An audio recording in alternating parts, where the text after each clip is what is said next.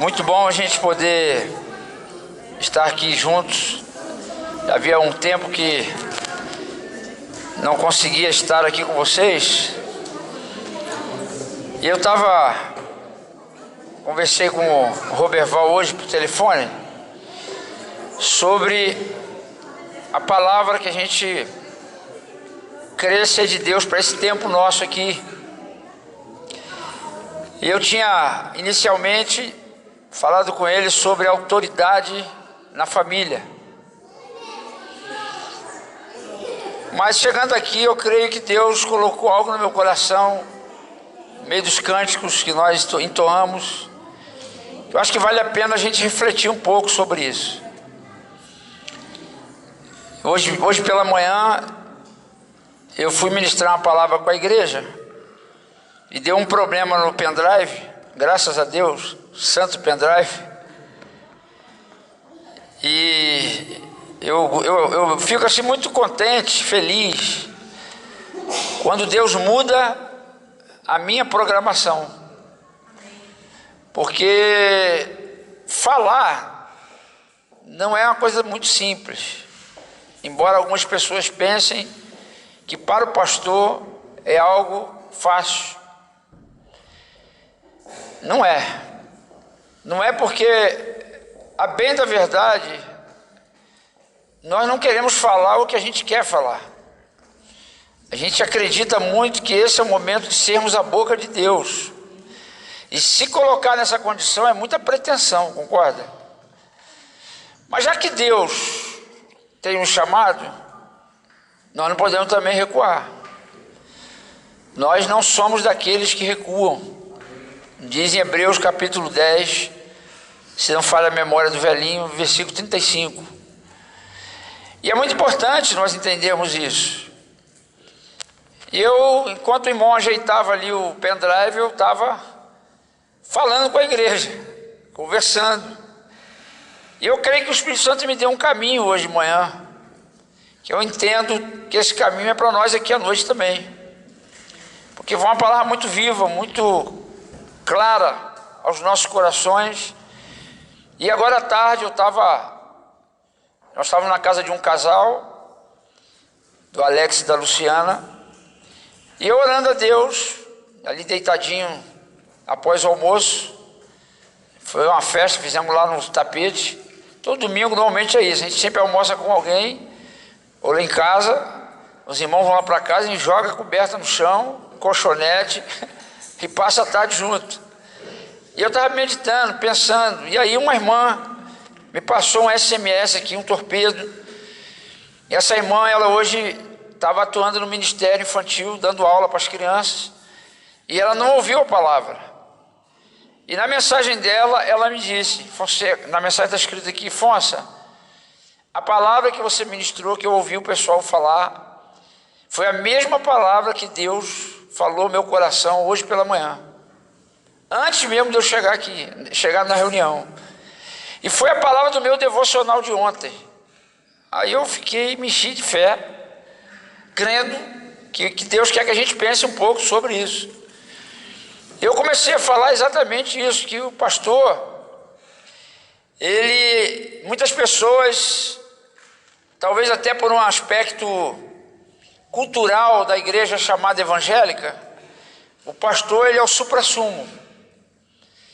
Por exemplo, naquela parábola dos talentos, quando a Bíblia diz que Deus deu a uns um talento, a outros ele deu 5, a outros ele deu 10.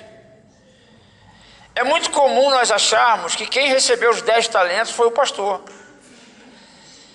Porque a cultura evangélica, ela trabalhou de uma maneira que o pastor, ele faz tudo.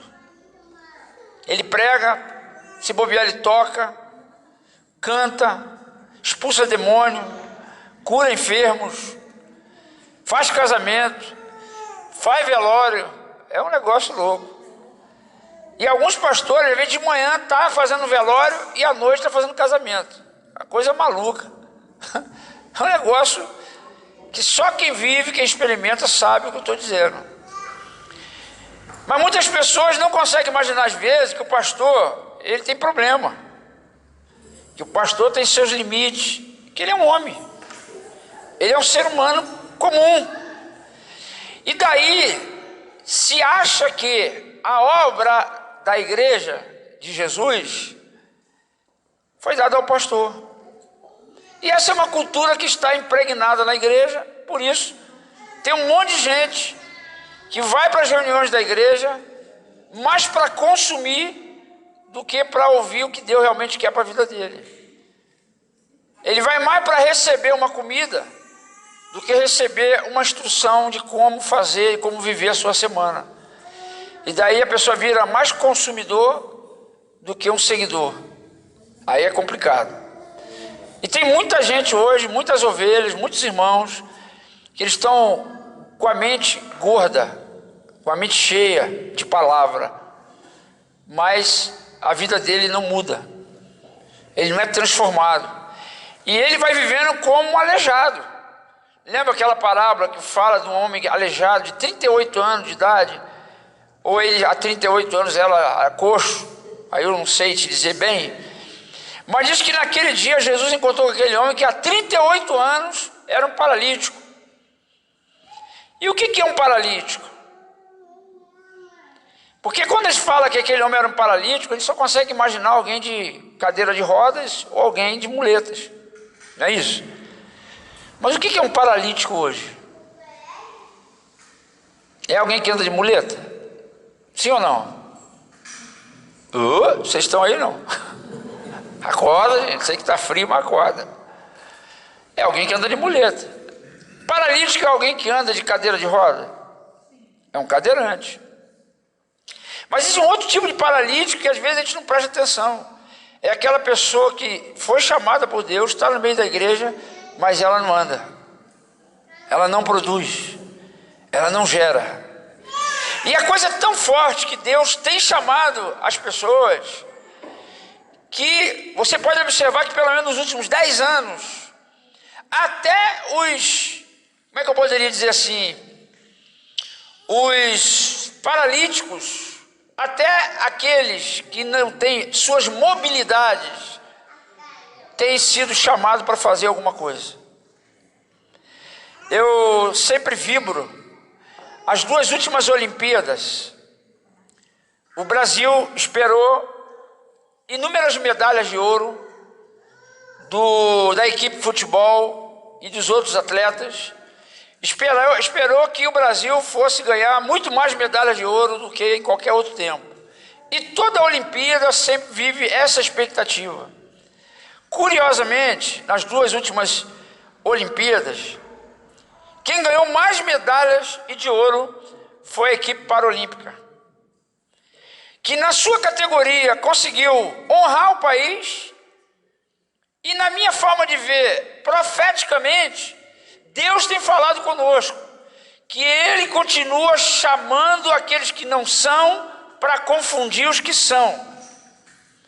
Porque o que se esperou da seleção brasileira, o que se esperou dos outros atletas, não veio por eles, veio através dos paralímpicos. Medalhas e medalhas de ouro, que bateu até o recorde, mas ninguém fala disso. Poucas pessoas reconhecem que os paralímpicos arrebentaram a boca do balão, a linguagem é bem carioca. E eu fico pensando nisso, né? Então, um pastor, ele tem o seu dom, tem o seu espaço, mas nós precisamos entender que a missão de Deus não é para o pastor somente, é para todos nós. Você tem que arregaçar as mangas e trabalhar para Deus. Você não pode viver como se fosse um consumista, porque o consumismo, ele é peculiar hoje na nossa sociedade. Todas as coisas apontam para você consumir, consumir, consumir. Você vai ao shopping, dá um passeio, é horrível, porque você, quando vai passear no shopping, você tem a sensação que você é pobre, porque tem tanta coisa bonita e boa nas vitrines, que você pensa ou tem uma sensação, um sentimento de pobreza total. E cada mês as vitrines enfeitam o pavão para atrair o teu consumo. Isso acontece também no meio da igreja, chamada evangélica.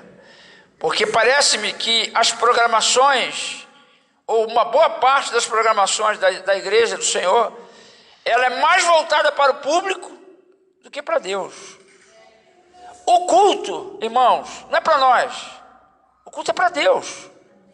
E é horrível quando a gente vai numa reunião, em vários lugares que a gente tem rodado por aí, e a gente percebe uma igreja apática. Ela canta para um Deus como se esse Deus fosse um velhinho, um gagá, sentado num trono de madeira cheio de cupim. Não parece que está louvando ao Deus único e verdadeiro. Não há expressão de louvor, não há expressão de adoração. E coitado, alguns músicos têm que tocar a manivela para ver se aquece o culto. O culto é mais para nós do que para Deus. A mentalidade de um consumista é essa.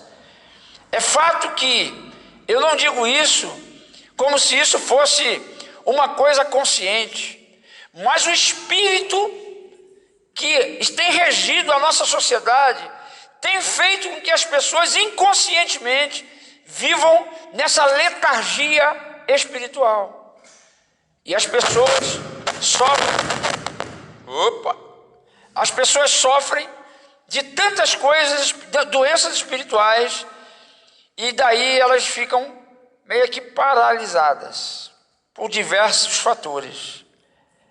Irmãos, nós precisamos entender que a igreja de Jesus somos nós. A igreja não é um lugar. A igreja não é uma organização. A igreja tem que ser um organismo e vivo. A igreja, ela respira. A igreja, ela anda. A igreja, ela tem que avançar. Porque quando eu paro para pensar, por exemplo, em batalha espiritual, eu não consigo pensar que a gente, do jeito que a gente está vivendo, que o diabo vai se assustar com a gente. Vai não. Não se assusta. Não tem como. Aí vira guerra de salão. O que é guerra de salão? Guerra de salão é quando uma galerinha se junta para bater em um. Aí se junta todo mundo, parece que aí a gente fica forte. A gente começa a falar, a gritar. Vocês já observaram, por exemplo, que muitas orações que são feitas, a gente fala de exaltar Jesus, de glorificar Jesus, e o pessoal até glorifica. Mas quando você fala assim, então nós queremos amarrar o diabo, parece que a oração fica mais forte. As pessoas aumentam a voz, dá mais força no que fala, justamente na hora de amarrar o capeta. Mas na hora de adorar a Deus, fica uma coisa meio mórbida. Vocês já perceberam isso ou não? Já? Você já viveu isso na tua vida também? Eu já. Eu tenho que admitir. Porque eu acho que para eu começar a ter vitória na minha vida, eu tenho que começar a reconhecer essas coisas. E quando eu falava da questão do pastor, comparando a Jesus, eu acho que tem pessoas que precisam refletir um pouco no Jesus homem. Porque a Bíblia nos garante que Jesus foi 100% Deus e 100% homem. E como homem, Jesus teve vontade de fazer xixi. Você já conseguiu imaginar Jesus com vontade de urinar? Não é espiritual pensar nisso? Mas Jesus tinha vontade de urinar. Jesus tinha suas necessidades fisiológicas. Jesus tinha suas fragilidades humanas, suas fraquezas, inclusive, e a Bíblia não esconde as fraquezas de Jesus como homem. Por que não esconde? Porque Jesus é o nosso protótipo. Jesus é o nosso modelo de homem. Jesus é o nosso modelo, principalmente de homem. Ele nem é modelo de Deus, porque ele é o único. Ele é soberano. Jesus não é um Deus, como a testemunha de Jeová diz. Jesus é o Deus, não é um Deus. É artigo definido. O Deus, Criador e Senhor de todas as coisas. E muitos de nós não conseguimos, às vezes, enxergar, ou medir, ou ver Jesus nessa qualidade de homem. E como homem, Jesus foi perfeito. Jesus foi íntegro, conforme Efésios diz. E eu venho pensando nisso, e pensando assim, eu entendo que nós precisamos saber qual é o chamado que nós temos para viver com Deus. E a Bíblia nos mostra 3 chamados, basicamente. O primeiro chamado, ele fala: vinde a mim, todos vós que estáis cansados, sobrecarregados, oprimidos, que eu vos aliviarei. Esse é o primeiro chamado do Senhor. Todo mundo, ou uma boa parte das pessoas que vivem ou estão realmente com a vida assim, precisa vir a Jesus. Aí a Bíblia não diz vem à igreja, fala vinde a mim. Jesus não falou assim, procure uma igreja mais próxima da sua casa. Jesus não falou isso. Ele falou o quê? Vinde a mim. Tem muitas pessoas que até vão para o meio da igreja. Obviamente, claro que Jesus está no meio da igreja. Mas nós precisamos saber, em primeiro lugar, que a coisa mais tremenda que Jesus fez, ou melhor, que Deus fez ao enviar Jesus, foi resgatar a nossa comunhão com Deus, o nosso relacionamento com Deus, pessoal. Mas tem gente que não lê a Bíblia, tem gente que não tem comunhão com Deus, tem gente que está no Evangelho há 5, 10 anos e nunca leu a Bíblia toda. E olha que não é falta de Bíblia. E nos dias que a gente vive, inclusive, existe Bíblia de todos os tipos. Bíblia de piercing, Bíblia de bolinha, de desenho, Bíblia da mulher, Bíblia do obreiro, Bíblia do missionário, Bíblia do pastor. Tem Bíblia de tudo quanto é jeito. Bíblia rosa, Bíblia verde, Bíblia azul, todo tipo de Bíblia. Mas ainda assim, os crentes não leem a Bíblia. Não precisa responder não. Qual foi a última vez que você leu a Bíblia toda? Se é que leu a Bíblia toda alguma vez na sua vida. Olha que tipo de crente é você. Você nem precisa se apresentar, que não quero te constranger. Mas para pensar nisso. E tem pessoas que, quando não era cristão, lia gibi, coleções de gibi, Agatha Christie, Veja, Isto É, viciado em jornal, tem até assinatura da Folha. Mas e a Bíblia? Aí não adianta dizer que a Bíblia é a palavra de Deus. Se você não lê, não tem comunhão com a palavra. Aí descansa, que domingo vai vir para a reunião, o pastor vai, é a obrigação do pastor, pregar a palavra. Lá eu vou me alimentar.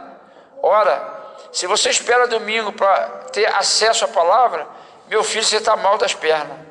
Você vai morrer de fome. Por isso, eu creio que muita gente está dormindo. Muita gente está vivendo uma vida mais religiosa do que verdadeiramente uma vida com Deus. Porque não tem comunhão com a palavra. Não tem. Não lê a Bíblia.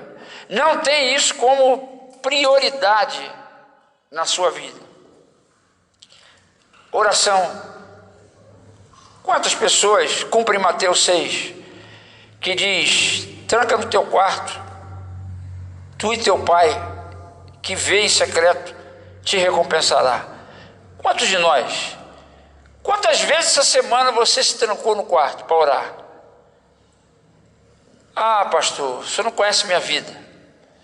Eu acordo cedo, tenho que botar os meninos para a escola, eu tenho que fazer não sei o quê, eu tenho que ir para o trabalho.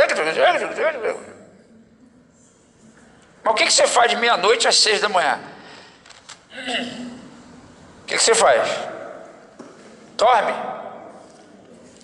Continua dormindo. Você tem que botar o relógio para despertar para orar. Se você quer realmente viver uma vida com Deus, você tem que ter oração. Vinde a mim, disse o Senhor: todos vós que estáis cansados e sobrecarregados, que eu vos aliviarei.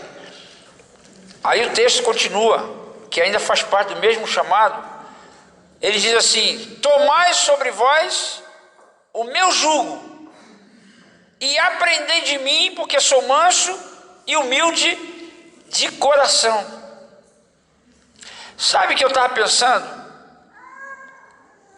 Que aquele que não aprende a ser manso e humilde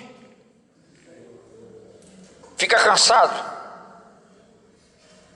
Sabe o que eu comecei a entender? Que o cansaço ou a opressão que esse texto diz, ele pode ser o resultado da falta da humildade e da mansidão. Você consegue entender isso?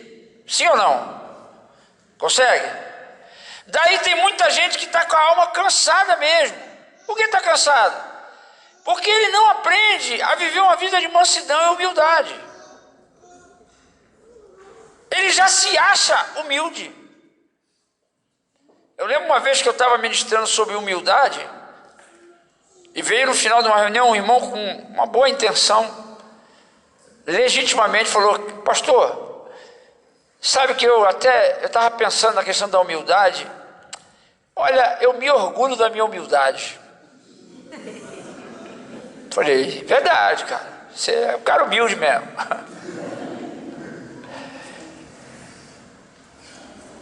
Vinde a mim, todos vós que estáis cansados e sobrecarregados.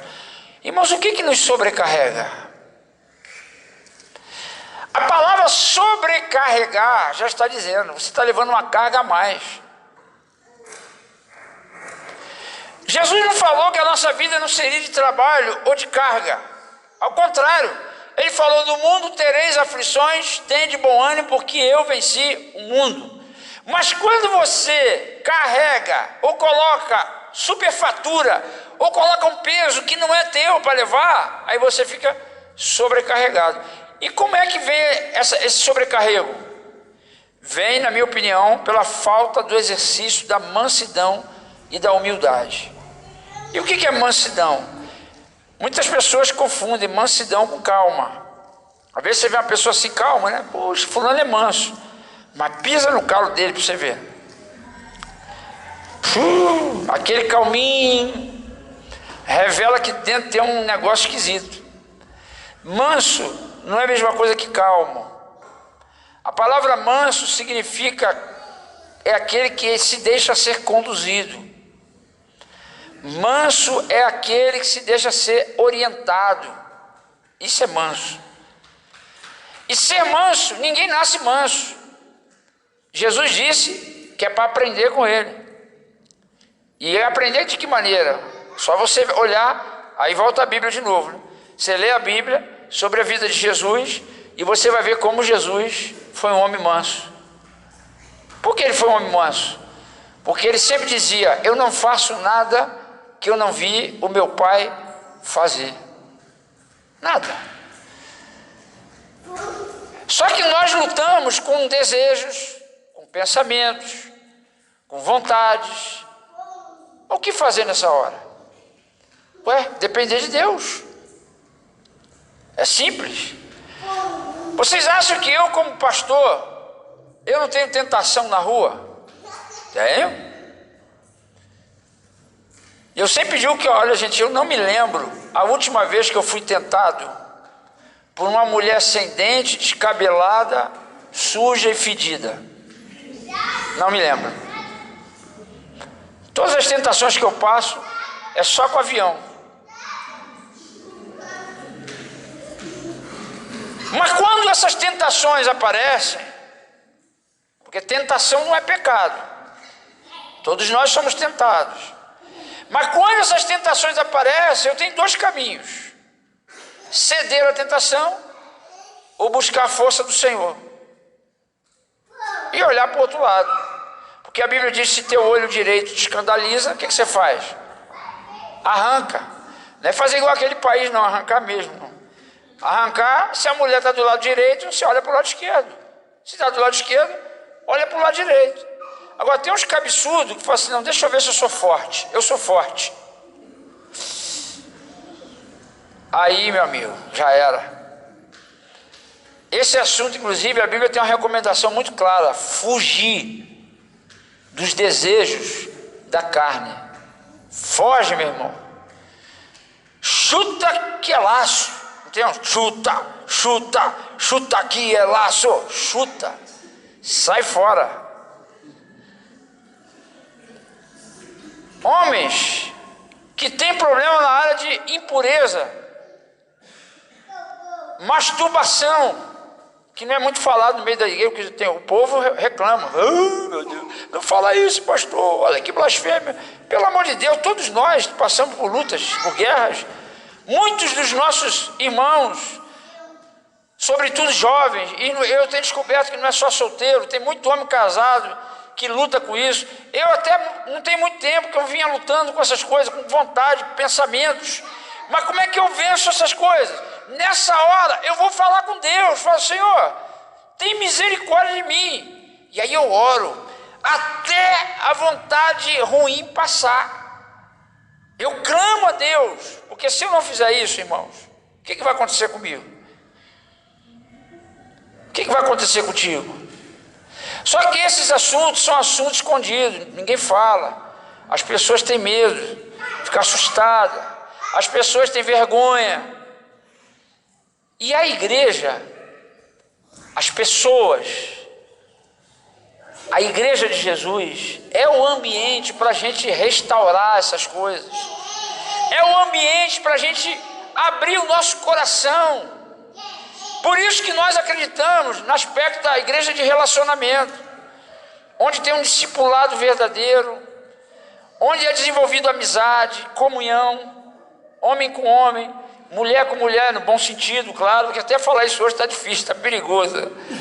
Mas no meio da igreja, homens que se relacionam com homens como filhos, como irmãos, tendo uma comunhão verdadeira, sincera, prática, que favorece você poder compartilhar das suas guerras, não ficar escondido e sozinho, porque escondido e sozinho, você já viu onde você vai parar. Você já viu onde você vai parar. Então ser manso é ser guiado, ser conduzido. E quando eu não sei o que fazer, o que eu faço?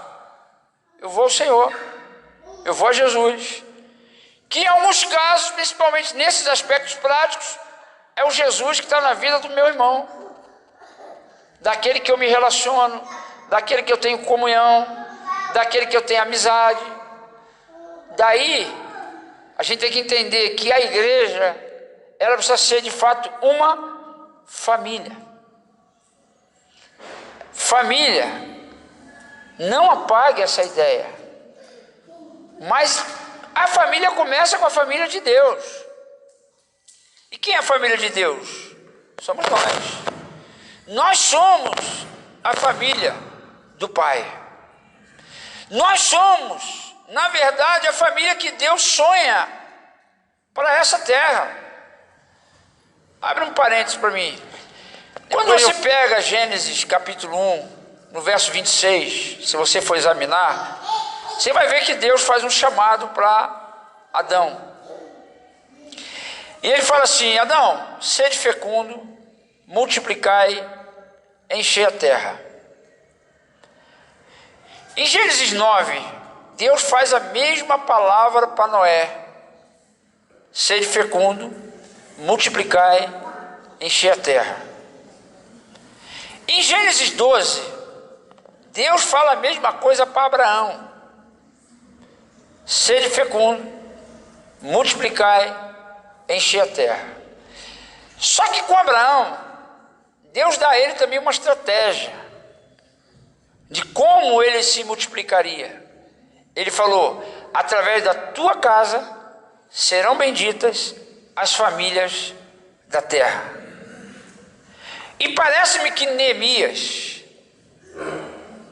agora fiz confusão dos homens, me ajuda aí, pastor. Me parece que, Josué entendeu isso muito bem. Ele falou: eu e a minha casa serviremos ao Senhor. Não foi Neemias, foi Josué. Quando a gente para pensar nisso, a gente tem que entender minha casa, para que a minha família esteja debaixo dessa ação, debaixo dessa palavra profética que Deus liberou sobre Abraão, começa comigo. Eu tenho que atender, em primeiro lugar, o chamado que Deus me fez. E qual foi o primeiro chamado que o Senhor me fez? Vinde a mim, todos vós que estáis cansados e sobrecarregados, que eu vos aliviarei. Tomai sobre vós o meu jugo e aprendei de mim, porque sou manso e humilde de coração. O que é tomar o jugo? O que é tomar o jugo? O que significa a palavra cônjuge? Quem é que tem cônjuge aqui? Levanta a mão. Então eu já sei que vocês sabem o que é. A palavra cônjuge, ela significa com o jugo de outro. Tomar o jugo. E quando é que uma pessoa se torna cônjuge? Quando ela casa. Quando ela assume uma aliança com outra pessoa. Quando ela se compromete com a outra pessoa. E quando Jesus fala, tomai sobre vós o meu jugo, o que ele está dizendo? Que você precisa assumir um compromisso com ele. E veja bem, tenha coração e cabeça para me entender. Ele não está falando com a igreja, não. Não é você assumir um compromisso com a igreja, não. É com ele. Porque sem ele, nem igreja você pode ser.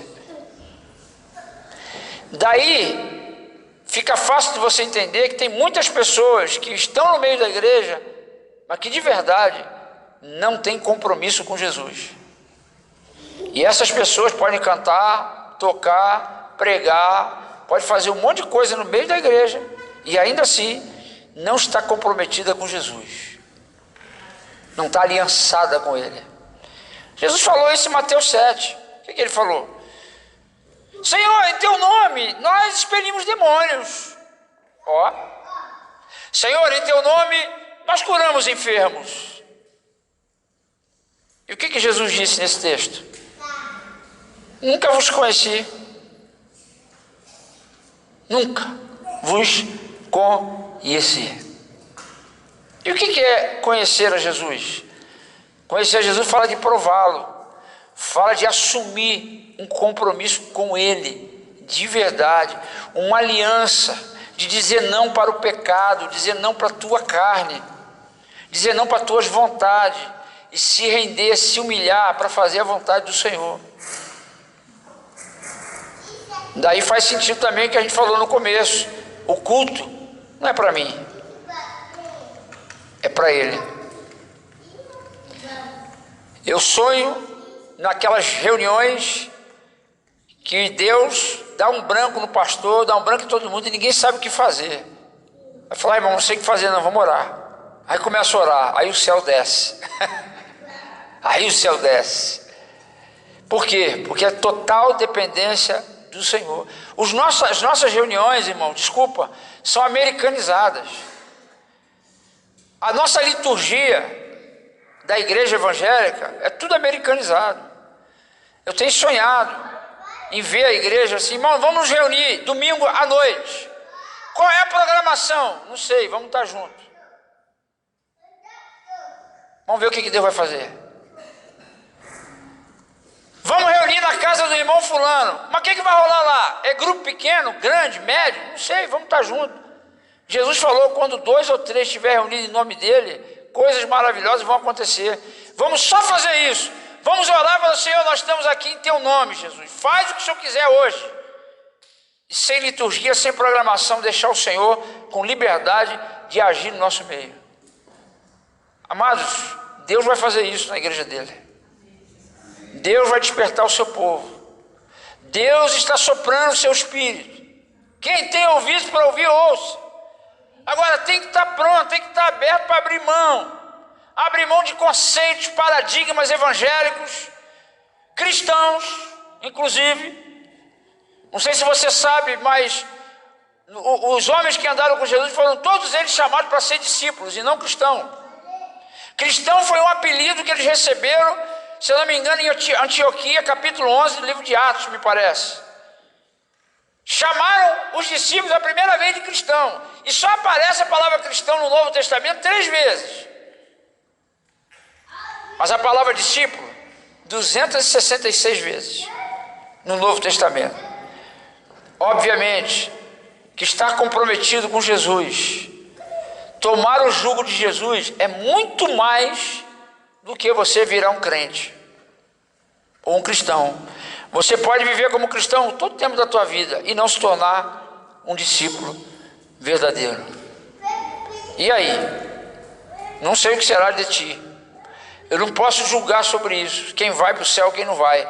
Mas a Bíblia diz que só herdará o reino dos céus aquele que negar a si mesmo, renunciar a tudo quanto possui. Só vai herdar o reino dos céus aquele que fizer a vontade do Pai.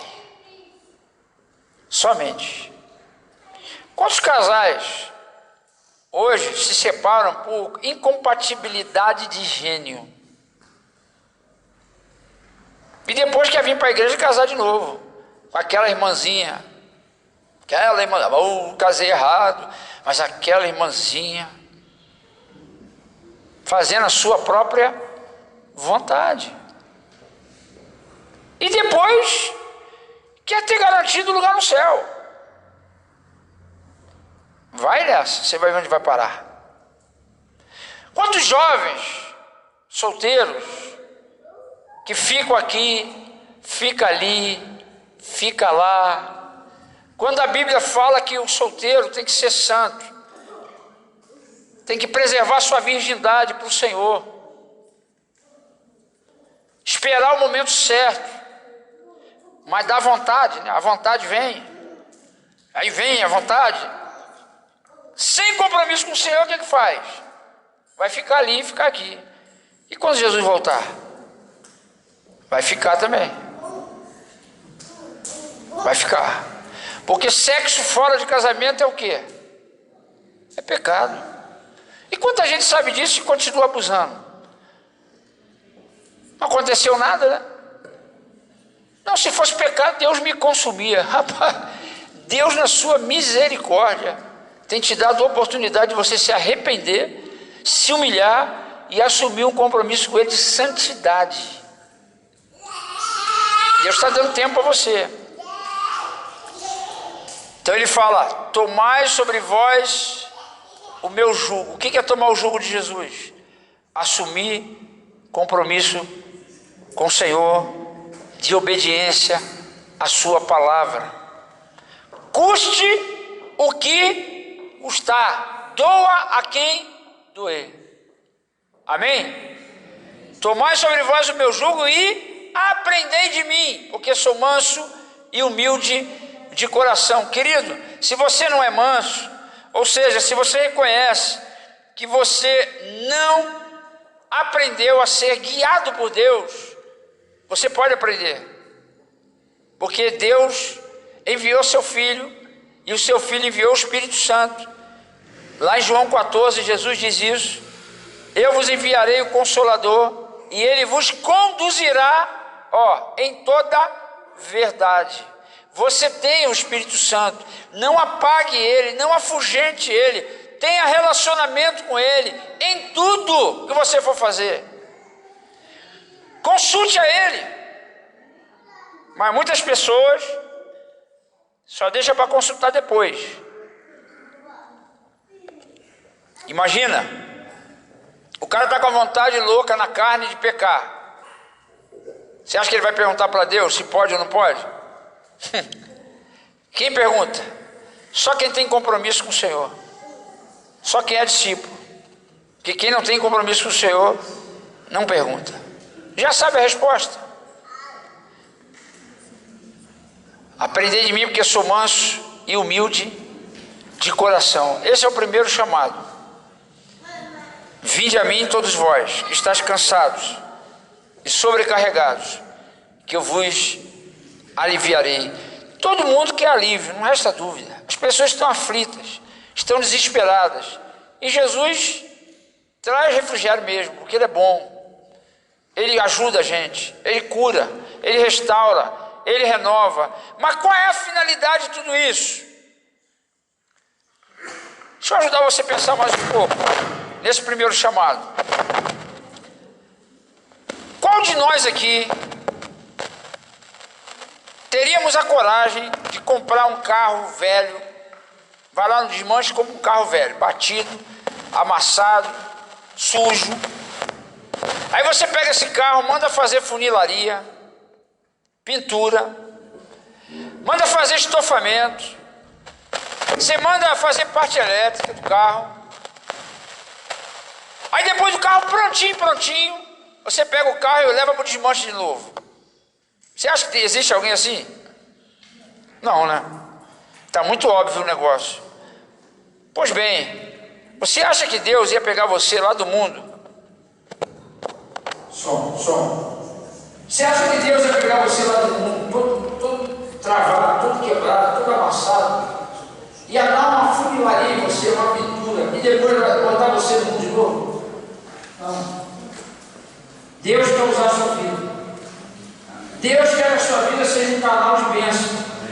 Deus quer que a sua vida seja um canal de bênção. Em primeiro lugar, na tua família. De você ser um marido que ama a sua esposa como Cristo amou a igreja. Que você coloca a tua vida para fazer dessa mulher a mulher mais feliz dessa terra.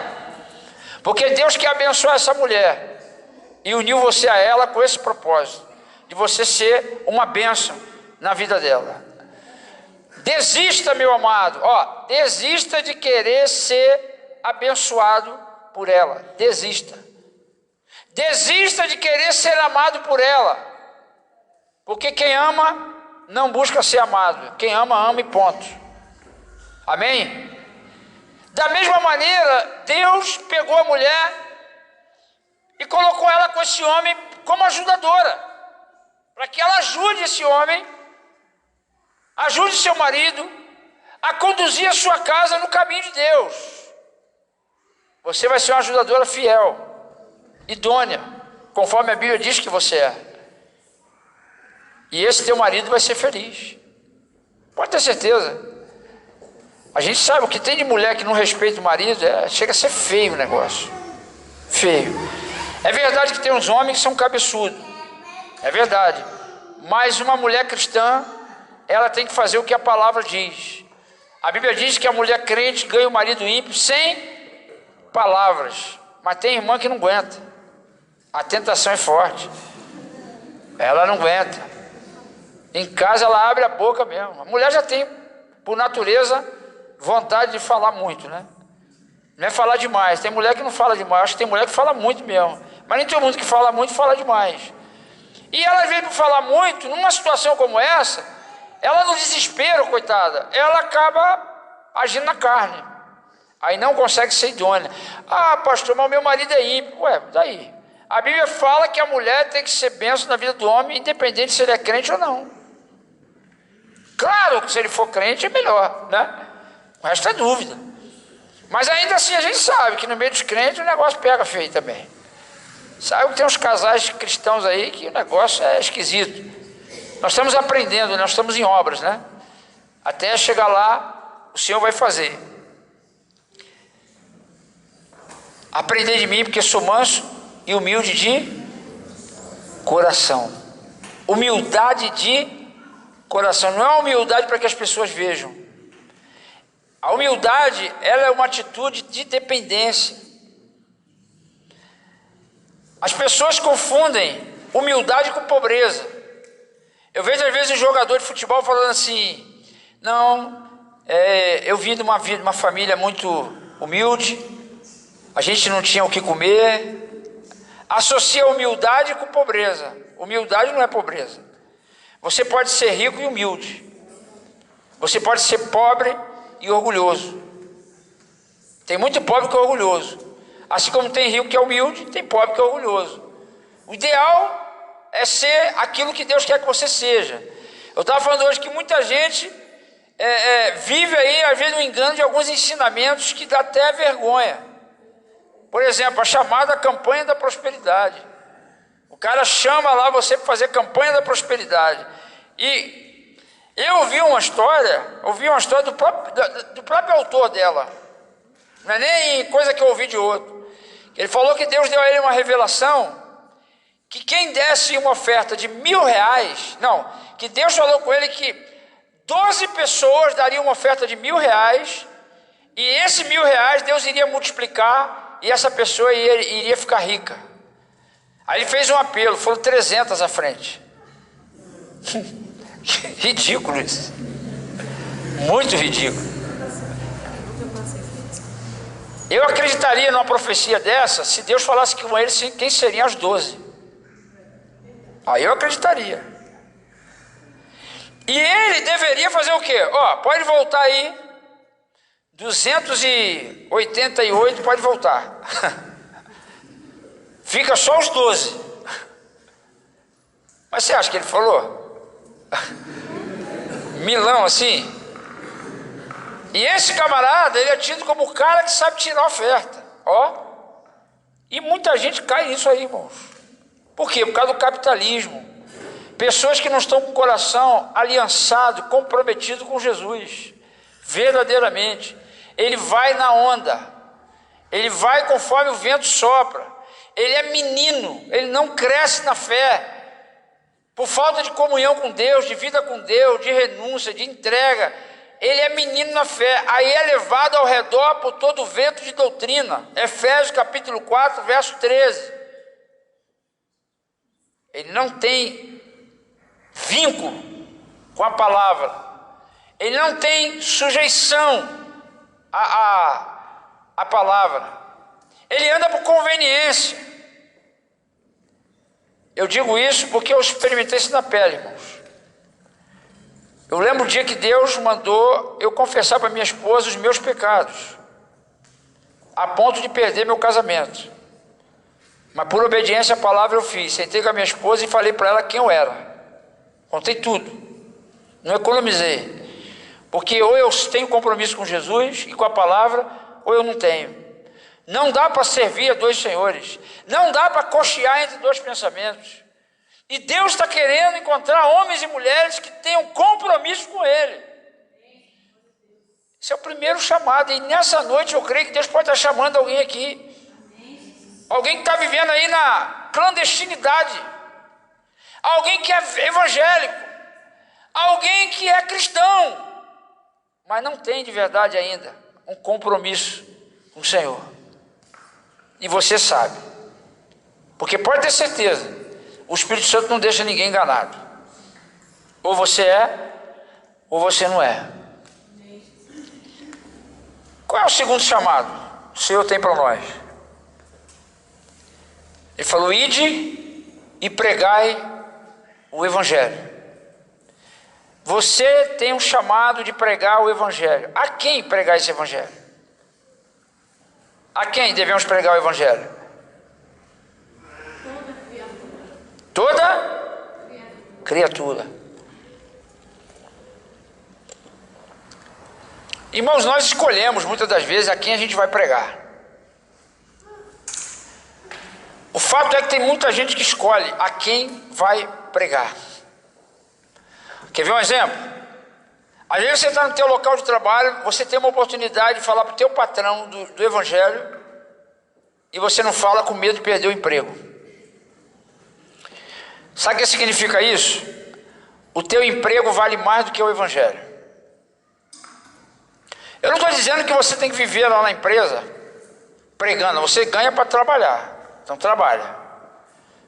Mas você tem oportunidades de falar de Jesus.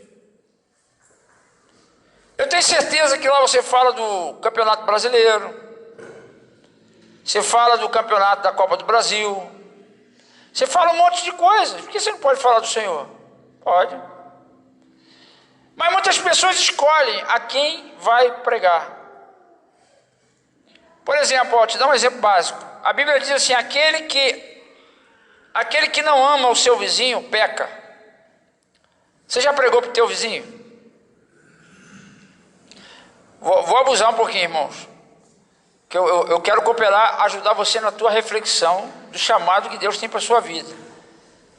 O teu vizinho sabe que você segue a Jesus? Para pensar nessas coisas. Então, o segundo chamado que nós recebemos é: ide e pregai o evangelho. A palavra ide significa indo. A gente não precisa necessariamente, não que não possa, mas fazer o dia do evangelismo. Evangelismo tem que ser um estilo de vida. Evangelizar as pessoas tem que fazer parte da nossa vida. Pregue a palavra em tempo, quer fora de tempo. Não deixe de pregar. E quando a gente fala pregar o evangelho, conforme diz, ide pregai o evangelho, que evangelho é esse que a gente tem que pregar? Que evangelho? Aí esse evangelho que a gente tem que pregar, a gente tem que saber o que é isso. Porque esse evangelho não é o que a igreja evangélica está pregando, não. Como eu falei aqui, dei um exemplo da campanha da prosperidade. Queridos, eu não sei você, mas tem programação de rádio, televisão evangélica que eu não aguento. Não aguento, com todo respeito, é a palavra de Deus, mas tem gente pregando a palavra fora de contexto. Pega um texto da Bíblia isolado e fala e cria ali um segmento, uma doutrina que não tem nada a ver com o contexto. Nada a ver com o contexto. E normalmente está associado a dinheiro. Acaba a pregação, manda para você 4 contas de bancos diferentes. Que evangelho é esse? O evangelho que nós temos que pregar começa com testemunho daquilo que Jesus fez na minha vida. E cá para nós, você precisa saber muito. Você lembra daquele cego que era cego de nascença? E ele encontrou com Jesus, Jesus orou por ele, ele foi curado. Me parece que o texto diz que aquele cego foi andando pela cidade, e quem sabia que ele era cego de nascença, virou para ele e falou: o que houve contigo, rapaz? Aí ele: eu fui curado. Aí ele: como assim você foi curado? Fui curado. Eu estava ali e tinha um barbudinho lá chamado Jesus de Nazaré, e ele colocou a mão nos meus olhos e eu estou vendo. Aí perguntaram para ele: mas quem é esse Jesus? Ele falou: cara, não sei. Da onde ele veio? Cara, não sei também. Eu só sei de uma coisa: eu era cego e agora vejo. Então, testemunhar de Jesus é contar a experiência que você já viveu com Jesus. Você nem precisa ter conhecimento de quantas asas tinha o querubim do Apocalipse, se anjo tem asa, se não tem, se desce, se sobe. Não precisa nem saber disso. Escatologia, exegese, nada disso.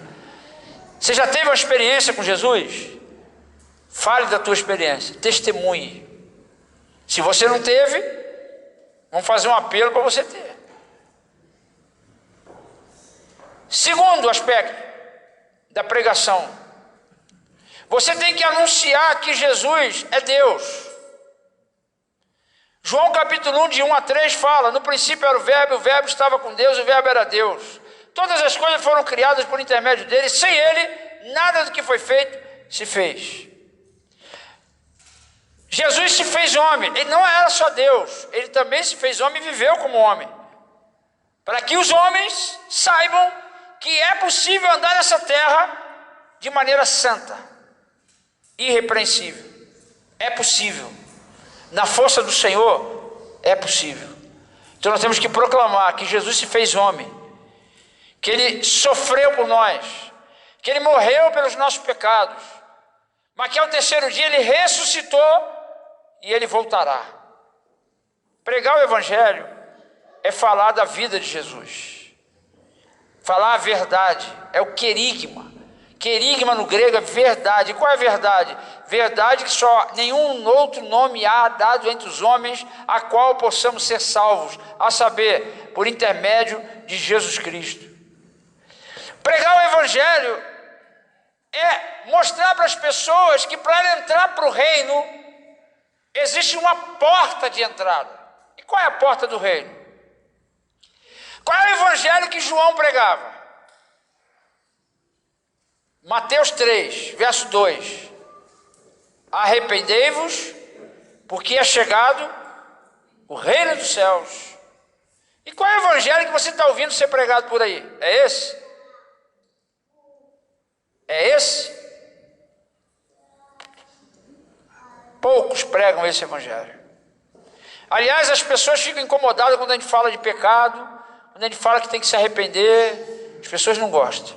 Tem um pastor amigo meu que ele foi acho que num lugar, aí o pastor virou para ele e falou assim: só queria pedir a você não pregar contra o homossexualismo, não pregar contra não sei o quê. Aí o pastor, meu querido, você me desculpa, mas não dá para mim.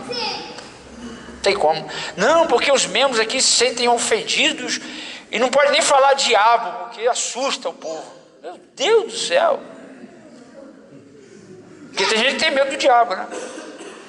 Não fala esse nome aqui, meu filho. Meu Deus do céu. Pregar o evangelho. Que evangelho? Mostrando a porta do reino. Qual é a porta do reino? Atos 2,38 diz: arrependei-vos, seja batizado e recebereis o dom do Espírito Santo. Essa é a porta do reino. Se você não passou por essa porta, desculpa, se você não se arrependeu de verdade, desculpa. O que é arrependimento, irmãos?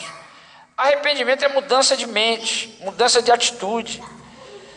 O arrependimento vem quando você entende quem é que tem que governar e você coloca ele no lugar dele para governar a sua vida, governar suas decisões, suas emoções e razões.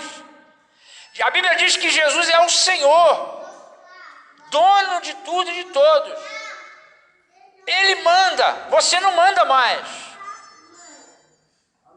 Arrependimento é quando você toma essa decisão de não mandar mais na sua vida. Esta é a porta do reino. Pregar o evangelho é apresentar a porta. E qual é o caminho? Porque é porta, caminho e alvo. Qual é o caminho a ser trilhado quando se passa pela porta? Obedecer os mandamentos. Praticar a palavra. Ah, irmão, mas o mandamento do Senhor, quem é que consegue praticar os mandamentos do Senhor? São muito difíceis. Claro que é difícil. Porque para entrar no reino de Deus, irmãos, tem que pagar o preço. Você tem que dizer não para o pecado, não para você mesmo. E no compromisso com Jesus, ler a palavra e ver o que ela diz e praticar. É muito simples. Para aqueles que entraram pela porta, para aqueles que se arrependeram. Eu não estou dizendo que é fácil, estou dizendo que é simples. Arrependei-vos, sejais batizados e recebereis o dom do Espírito. Porta do reino, é isso. Caminho, trilhar e seguir um caminho de obediência. Vou dar um exemplo prático. Um jovem olha para o meio da igreja e não vê ninguém que dê a ele esperança de casar, que os olhinhos dele brilham. Aí o coração dispara. Aí ele quer relacionamento. Mas o que diz a palavra sobre isso? Não há comunhão da luz com as trevas. Se ele não é um cristão, se ele não é um discípulo, pode ter certeza, irmão, não é momento para isso. Nem iludo ninguém com isso. Porque assim diz a palavra: o caminho de Deus é perfeito, a palavra do Senhor é poder. Ela é arma e escudo para todos os que nele confiam. O caminho do reino é obediência à palavra, é praticar a palavra. Aliás, nós cantamos uma canção aqui que fala quando vir a tempestade. Não tem uma canção que a gente cantou assim? Como é que é? Lembra aí a letra aí. Quando vem a tempestade, a casa não se abalará, não é isso? Qual é a única condição bíblica para a casa não se abalar quando vier a tempestade? Hein? E o que é firmada na rocha? Como é que a casa é firmada na rocha, irmão? Ouvindo a palavra e praticando. Ouvindo a palavra e praticando. Muitos hoje se tornaram consumidores, só querem ouvir a palavra. E tem um detalhe importante no texto, acho que é de Romanos, porque as pessoas falam assim, equivocadamente, que a fé vem pelo ouvir e o ouvir a palavra. Já ouviu isso? É isso que a Bíblia diz? Você já leu? Não é isso que a Bíblia diz. A Bíblia não diz a fé vem pelo ouvir e o ouvir a palavra. Não é você comprar o CD do Cid Moreira, dos Salmos, colocar no carro e purificar o ambiente com a palavra. Não é isso. A Bíblia diz assim, a fé vem pelo ouvir e o ouvir pela palavra. Olha a diferença. Ouvir a palavra é só ouvir a palavra. Agora, ouvir pela palavra é atender por aquilo que a palavra diz. Aí está a diferença de interpretação. Ouvir pela palavra, nada mais, nada menos que obedecer. Então o jovem quer se relacionar com o ímpio. Qual é a palavra para ele? Não é momento. Não creio que é de Deus hoje. Espera, confia. Se ele é um discípulo, se ele já atendeu o primeiro chamado e se comprometeu com Jesus, o que ele vai fazer? Esperar e confiar. Ah, mas está demorando, pastor. Espera só mais um pouquinho. Espera só mais um pouquinho.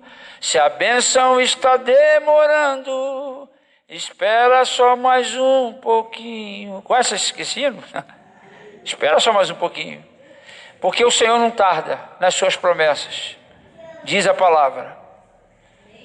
A palavra do Senhor é que norteia. O caminho é obediência à palavra. É prática da palavra. Aí desculpa, irmão, não adianta fazer campanha da família se você não pratica a palavra na sua família. Desculpa, mas não vai resolver. Para resolver, para ter resultado na campanha, é você voltar para casa, pegar a palavra ouvida e fazer o que a palavra diz. Aí sim, meu irmão, pode ser até o capeta, o inferno, o diabo em pessoa, que na tua casa não terá vez, porque o Senhor é com aqueles que são fiéis à sua palavra. E qual é o terceiro chamado? O terceiro chamado é ide, fazei discípulos. Uma vez que você atende o chamado de Deus, de vir a Ele, Ele te cura, Ele te restaura, Ele te renova e coloca você no meio da tua família para você ser bênção para a tua família. A tua mulher vai olhar para você e vai se regozijar. Ela vai ver que você é um homem de Deus. Sabe que às vezes tem irmãs que abrem o coração com a gente e falam assim, pastor, eu não vejo meu marido lendo a Bíblia em casa. E tem homem que não lê mesmo não. Domingo vai estar na reunião, os pastores vão falar a mesma palavra, eu vou me alimentar. Consumidor do Evangelho. Está debaixo da influência maligna. Eu falo isso sem medo de errar. Rejeita a comunhão com Deus e com a palavra. Rejeita. Ele não rejeita assim na cara dura, dizendo que não quer, não. Mas a atitude dele demonstra que ele rejeita. Então, o terceiro chamado qual é? Ide, fazei discípulos. Uma vez que ele atendeu o chamado de Deus, o primeiro chamado, de ir ao Senhor, o Senhor cura, restaura, purifica, limpa. O Senhor faz tudo isso. Tudo isso. Ele vem ao Senhor, todo porque está cansado e oprimido, sobrecarregado. O Senhor alivia ele. Aí ele aprende com o Senhor a viver. Aprende a viver de acordo com a palavra. Ele toma o jugo e casa com Jesus verdadeiramente. Não fica de namorico com Jesus, igual fica no mundo. Ele casa, ele assume responsabilidade. Aí Jesus trabalha na vida dele. Aí envia ele para pregar o evangelho. Aí ele prega o evangelho. Aí ele começa a ganhar gente. Já, Deus vai confiar a ele pessoas para ele ensinar a mesma coisa. Porque discipular, irmãos, discipular é ensinar o discípulo novo a viver a vontade de Deus. Não é você dar para ele livros, apostilas, não. É trazer para perto, para ele andar junto com você. E ele vai ver a tua vida, vai frequentar a tua casa, vai ver a tua família, que a tua família está debaixo da bênção do pai Abraão, que na tua casa tem harmonia, tem paz, tem cumplicidade, que a tua mulher é feliz. É o Salmo 128. O que diz o Salmo 128? Quem lembra o Salmo 128? Feliz ou bem-aventurado, né? É o homem, é aquele que teme ao Senhor e anda nos seus caminhos. Do trabalho de tuas mãos comerás, feliz serás, e tudo te irá bem. Olha só, tua esposa, no interior de sua casa, será como a videira frutífera, teus filhos, como rebentos da oliveira, à roda da tua mesa. Olha que coisa linda. Eis como será abençoado o homem que teme ao Senhor. O Senhor te abençoe desde Sião, para que vejas a prosperidade de Jerusalém durante os dias de tua vida. Vejas os filhos de teus filhos, paz sobre Israel. Ou seja, bem-aventurado é aquele que teme ao Senhor, atende ao primeiro chamado. A família dele será próspera. Tua esposa vai ser uma mulher feliz, alegre. Não que ela não vai ter ainda dificuldades na sua vida, mas ela vai ter paz, felicidade. Irmãos, eu louvo a Deus por Jesus na minha vida. Eu agradeço ao Senhor, porque eu era uma das pessoas aqui nesse ambiente fadado ao fracasso. Não fui criado com pai e mãe. Não tenho referência nenhuma de família na minha parentela. Não tenho. Mas hoje eu posso dizer para você que eu e minha casa servimos ao Senhor. Por graça, por misericórdia, por bondade, porque o Senhor tem me ajudado e me socorrido. Eu tenho atendido ao chamado dele na minha vida. Estou lutando, mas na força dele eu sou mais do que vencedor. Terceiro chamado, fazer discípulos. Cumprir o que Deus falou com Abraão. Através da tua casa serão abençoadas as famílias da terra. A igreja tem que ser o resultado das famílias. Não é o contrário. A obra de Deus começa na tua casa. E quando entra na tua casa, começa com você. Com você que reivindica. Sempre que reivindica, Deus está, na verdade, falando com ele. Amém, amados? Os 3 chamados que o Senhor tem feito para nós. Vinde a mim, todos vós que estáis cansados e oprimidos, eu vos aliviarei. Tomai sobre vós o meu jugo, aprendei de mim, porque sou manso e humilde de coração, e encontrareis descanso para as vossas almas. Ide e pregai o evangelho a toda criatura. Ide, fazei discípulos. Sabe que você foi criado com 2 pernas.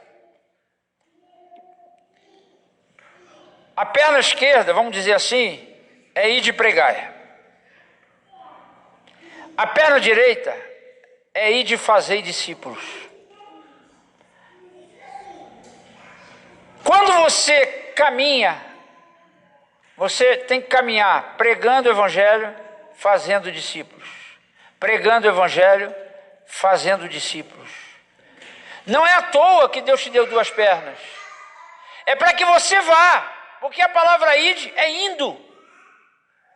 À medida que você vai, você prega, você forma discípulos. Esta é a nossa missão, irmãos. Esse é o nosso chamado. Nós temos que ter compromisso com Deus, em primeiro lugar. E debaixo desse compromisso com Deus, a nossa casa será casa do pão, casa da paz. E aí sim nós vamos pregar o evangelho com autoridade. E não vai ter demônio que fique na tua frente. Não vai ter. Porque Jesus fala isso, ele lança no rosto dos discípulos a incredulidade deles, em Marcos 16:15, porque eles não creram que Jesus falou que ressuscitaria, mas ainda assim Jesus chama ele e fala: ide pregar o evangelho a toda criatura, quem crê e for batizado será salvo, quem porém não crê está condenado, e estes sinais acompanharão os que creem, em meu nome expelirão demônios, falarão novas línguas, e se beberem alguma coisa mortífera, não lhes fará dano algum. E fará discípulos. Creio eu, irmãos, que para nós fazermos parte de uma igreja sadia, ou da igreja de Jesus, que é forte, poderosa, para desbaratar e aniquilar com as obras do diabo nessa terra, porque é para isso que nós viemos. Jesus falou: eu vim para desfazer as obras do diabo. E você sabe que o diabo está trabalhando intensamente na humanidade. E Deus conta com quem? Com quem Deus conta? Com quem? Comigo, contigo. E você precisa atender a esse chamado. Esse trabalho não é um trabalho só do pastor, é um trabalho de todos. Por isso todos devem se comprometer e todos devem atender ao chamado do Senhor. Esses 3 chamados é para todos nós.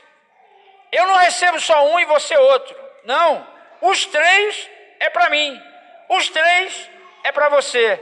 E você precisa atender o chamado do Senhor, se de verdade você quer fazer parte da igreja de Jesus. Vamos ficar de pé para a gente orar.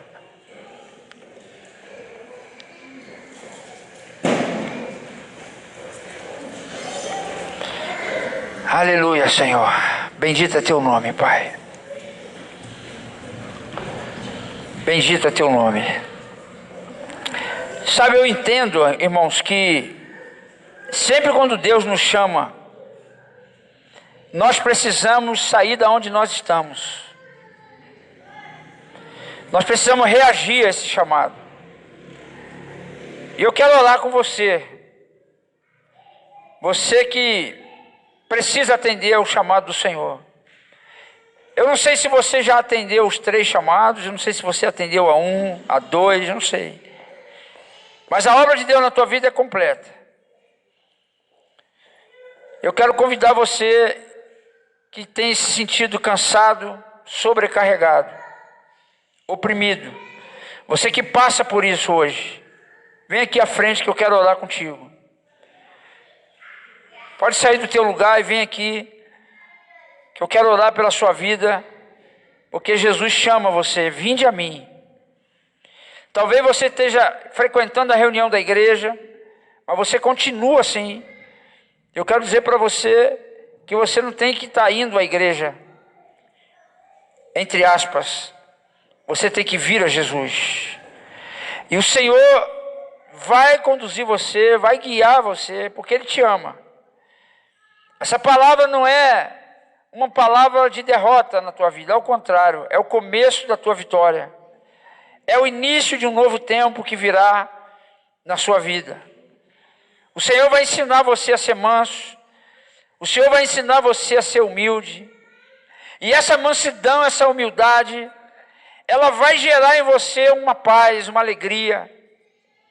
Porque como diz a palavra, a tua alma vai encontrar descanso. O descanso está em ser manso e humilde. Aí está o nosso descanso. Porque o manso, ele confia naquele que guia ele. O manso, ele descansa na direção que o seu mestre dá para ele.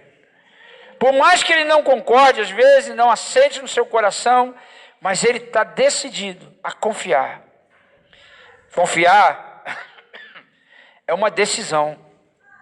E nessa noite eu creio que o Senhor está fazendo esse chamado para você. Vinde a mim, todos vós que estáis cansados, sobrecarregados, que eu vos aliviarei. Aleluia. Aleluia, Senhor. Agora eu quero chamar aqui você que gostaria, você que tem dificuldade de pregar o Evangelho. Você tem até desejado pregar. E você tem tido oportunidade, mas o medo, a timidez tem travado você. Você não tem conseguido. Eu convido você a vir aqui à frente também, se você não está aqui. Sai do teu lugar, vem aqui à frente, que eu vou fazer uma oração só. E eu creio no poder do Senhor. Eu creio que o Espírito Santo está aqui entre nós para te socorrer nisso. Jesus mesmo disse, sem mim nada podeis fazer.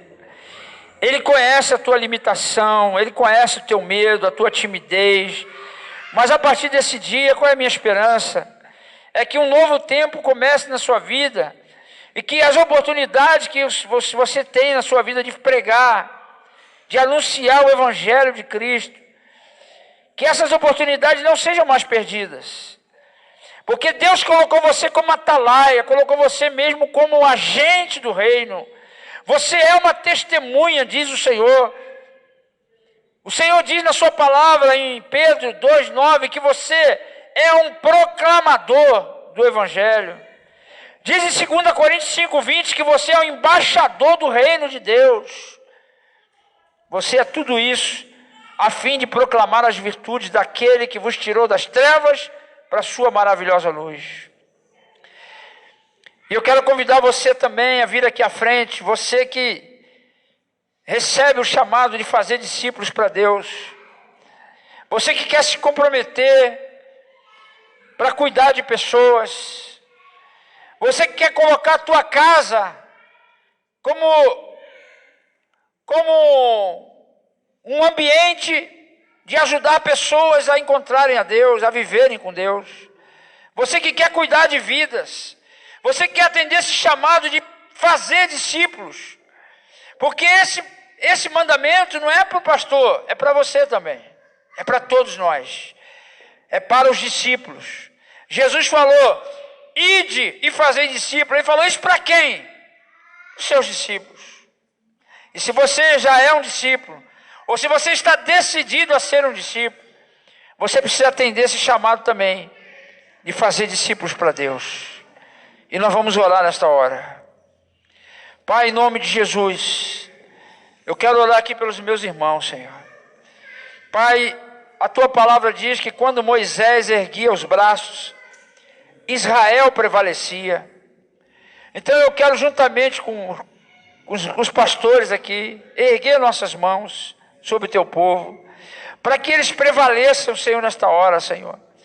Pai, para que o chamado deles virem a Ti, serem curados, restaurados, renovados, restabelecida a fé. Senhor, no nome de Jesus, que o Senhor desça com óleo fresco sobre a cabeça dos meus irmãos. Vem renovar o azeite, vem renovar o óleo, vem renovar a unção. Senhor, manifesta teu poder nesta hora, Senhor. Reveste, Senhor, com a tua palavra. Senhor, cura, toca, Senhor. Reveste com o teu espírito, Senhor, meus irmãos, Pai. Em nome de Jesus, ó Pai, que eles sejam fortalecidos na graça, Senhor. Pai, esses que têm sentido timidez, medo, Senhor, de pregar a tua palavra, Pai, que eles não têm recebido espírito de covardia, mas têm recebido espírito de coragem, de ousadia, Senhor, e fé, para poder, Senhor, pregar a tua palavra, Senhor, em tempo e fora de tempo. Pai, que as oportunidades surjam e teus filhos tenham palavra, Senhor, para pregar, Pai, em nome de Jesus, ó Deus.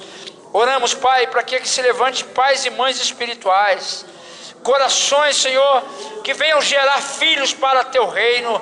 Pai, que venham cuidar de filhos e filhas espirituais. Senhor, que eles venham agregar, venham somar, Senhor, com o ministério pastoral, para discipular pessoas, Senhor, que a partir da vida dele, a partir da vida dela, da sua casa, Senhor, outras pessoas, outras famílias, sejam abençoadas também, Senhor, no nome de Jesus. Conta conosco, Senhor. Conta comigo. Conta com a nossa casa, Senhor. No nome de Jesus e para a glória de Jesus. Amém. Amém. É o Senhor quem adestra as nossas mãos, irmão. Esteja preparado, porque eu creio pela fé que Deus vai nos dar oportunidade e experiências que vão fazer diferença na nossa vida, na nossa casa e na vida de outros também. E a igreja seguirá caminhando para a glória do Senhor Jesus. E as portas do inferno não prevalecerão contra nós, que somos a igreja do Deus vivo. Em nome de Jesus. Vamos aplaudir ao Senhor.